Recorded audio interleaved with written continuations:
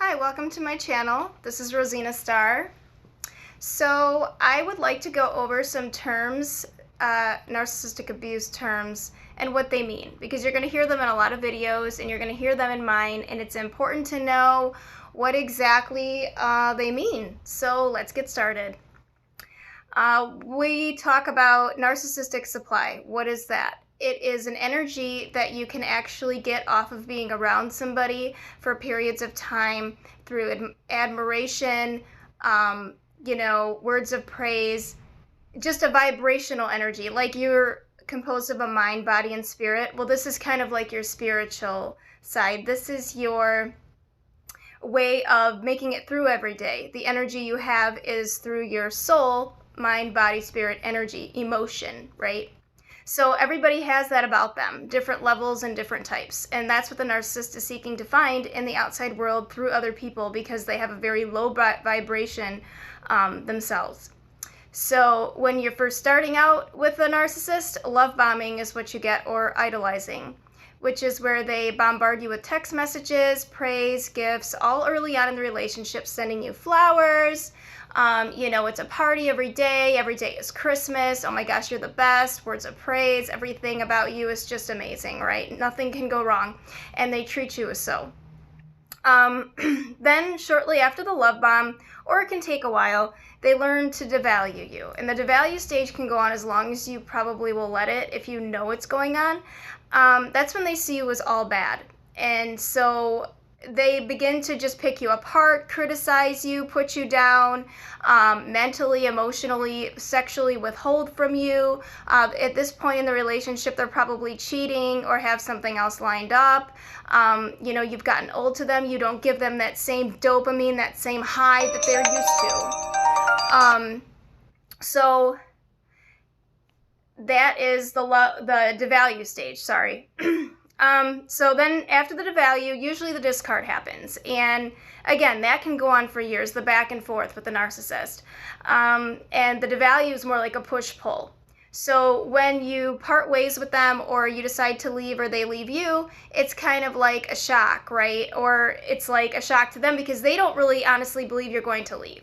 So they then decide to keep coming back, and when they're fully gone, they're off with a new supply somewhere else, living it up, whatever, and it never lasts. It's always just temporary, right? These people move through people like they don't exist, really, but to please themselves, because it's just about instant gratification all the time. McDonald's, drive-through women, as well as food, sex, and everything else. And they are just riddled with addictions. I mean, their whole life is revolving around them and the people that provide them. Endless supply, right? And then narcissistic injury is when you bruise their ego in some way. Let's say that you're at a party and you like the way that John holds darts and plays differently than Jim does. So you mention that to your boyfriend, how John plays differently, I like how he does it. That could injure him, because why isn't he doing it that way? And he could take that as a major, major big deal, even though you didn't mean for it to be a big deal. The narcissist will take everything internally, personally, and then decide to resent you for it later on and devise a plan of seeking to destroy is their motivator. And envy and jealousy, obviously, is a motivator as well. Nothing good can come from these people. So yeah, then we move along to the narcissistic injury is just offending them, their ego. They're very touchy people. It can also come along with physically harming you as well if you don't submit to them, with fear, threats, and intimidation. That'll be another video for a different day. Then we have narcissistic rage, is when they're raging out. You had the injury and now you're going to get the rage. And they're throwing things, they are, yelling really loud, they're damaging your things, they're damaging their things, they're making a big scene, whether you're in public or at home. They're going on and on about things, they're bringing up stuff from the past, and it's really emotional, and they're, can even fake some tears to get what they want from you emotionally, to, make themselves feel better, because everything they seek is external, The rage comes from wanting a reaction, and it's not even the reaction that you're going to give them that matters. It's what they'll feel like if you don't, which is really, really creepy, right? We'll get into a video on that later on also. Then we get into the narc harem. Who's in it? What is it about? Well, these are people he's cultivated from his work, internet, social media, some kind of groups he's a part of you know nothing about, parents and friends, friends of family, you know, the list goes on and on. He works to build a fake rapport with these people in good graces so he can come back and use them at a later date, and when the expiration date happens for them, he discards them as well, because people are just objects to them to serve him. And if you're not going to serve a purpose, so what does he need you for? So everybody has an expiration date. And the narc harem is usually people he considers friends, and they can also be the victim's friends as well, can be part of their harem. Eventually, it seems like everybody is. Narc enablers are probably the mom and dad of the narcissistic person, or even friends or family, or, you know, whoever can meet their needs at the moment is an enabler to the narcissist. Whether you're rewarding bad behavior by letting them come back, accepting fake apologies, choosing to believe lies, sitting there in mistreatment and not really leaving, you know, not practicing what you preach, you're allowing something, you're enabling something to continue.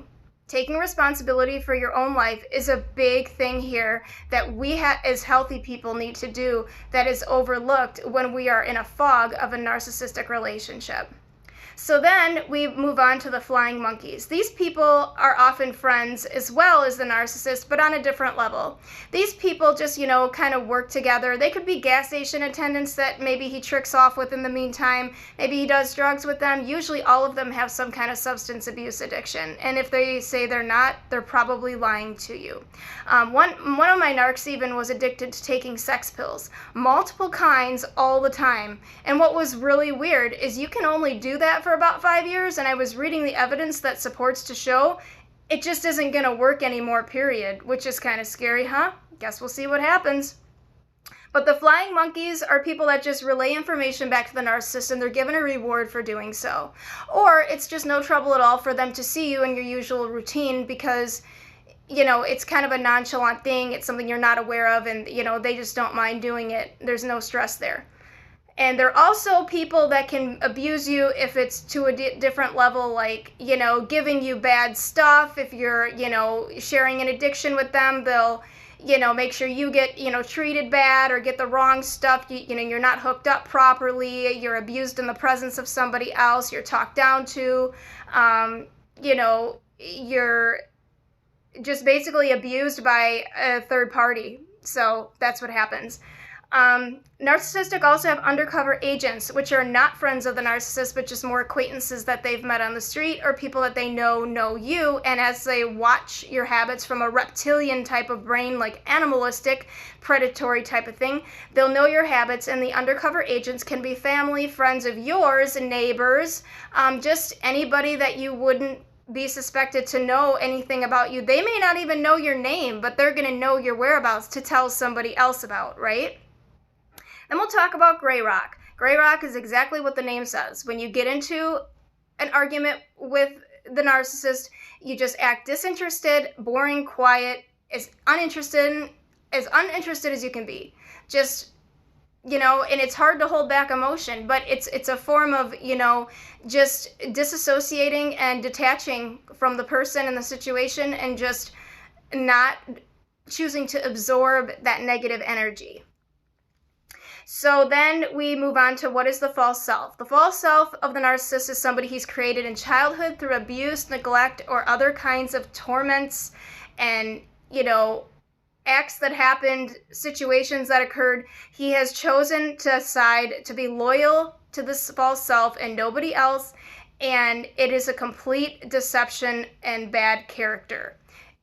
It protects the true self from ever being exposed, and if you were to try to expose them, you can see the true self of who they really are, which is the rage, nasty, violent, demonic, evil person that they are.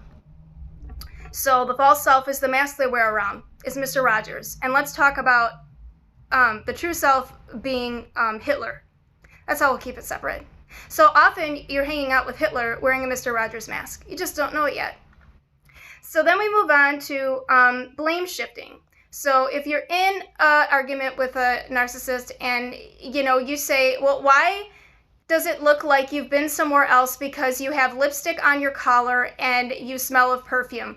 Why are you accusing me of things you're obviously doing? They'll shift the blame off themselves with no evidence or any kind of proof to support their point, just so they cannot have to feel in the moment what you're trying to project onto them, which is obviously the truth. And like I said, the truth makes these people run for the hills. So, and they'll just, another thing they do with blame shift is they'll just agree with you. I really feel sad that you feel this way about me. Is there something I can change to fix it? How about I just do it this way instead? Okay, great, honey. And then I said, but it really makes me feel like really bad when you do this or that to me. Well, I do too. I feel the same way. You can't really get anywhere with somebody that's not going to even recognize there's a problem, or that's just going to agree with you and say, I feel the same about that. I feel the same. That's not getting to a solution. That's just it's the narcissist agreeableness. And that's another video as well. So now we move on to the fake apologies, which happens when something else doesn't go the way the narcissist thinks it should have. He'll reach back into his exes, to former supply. They love lonely married people, those types of people, social media, dating sites, anybody, he can go back to and try to apologize because they know how they acted when they left. They're aware. They just don't want you to call them on it. And then the hoovering will happen after the discard, and whether it's final or not, they'll keep coming back until you eventually have to put a stop to it, because these people just don't quit. They're a hoarder. They're a hoarder of possessions and people at everybody else's expense. So it's like, if you want somebody, coming back around all the time and you can't move on, these people will do that too. They'll keep the cycle of abuse going for years, but it's because of trauma bonding. And again, trauma bonding is when you get the back and forth with the narcissist, the intermittent reinforcement of, this is good, and breadcrumbing, it's another term, is they give you a little bit, just enough to keep you hanging on, just enough to make you stay there a little longer. It's kind of like you're at the casino and you don't want to get up from the blackjack table until you're sure you're not going to win, but you don't know when to get up, right? So you're just going to sit at the table until your cards are played and you run out of money. Unfortunately, there is a time to get up from the table, and you need to figure out when that is. Okay, so then trauma bonds, how we break them. We have to have a spiritual intervention, either through guided meditation, a life coach, a therapy session, something intervening and restructuring the brain of neurolinguistic programming, and neurotransformational coaching does work for trauma bonds. I am a life coach myself. If you would like information on that, you can email me at rytenow666@yahoo.com, and I will get back to you. Other than that, these are all the terms that are the most common used in narcissistic relationships, and hopefully it was helpful, and I will talk to you again soon. Please like, share, and subscribe. Rosina Starr.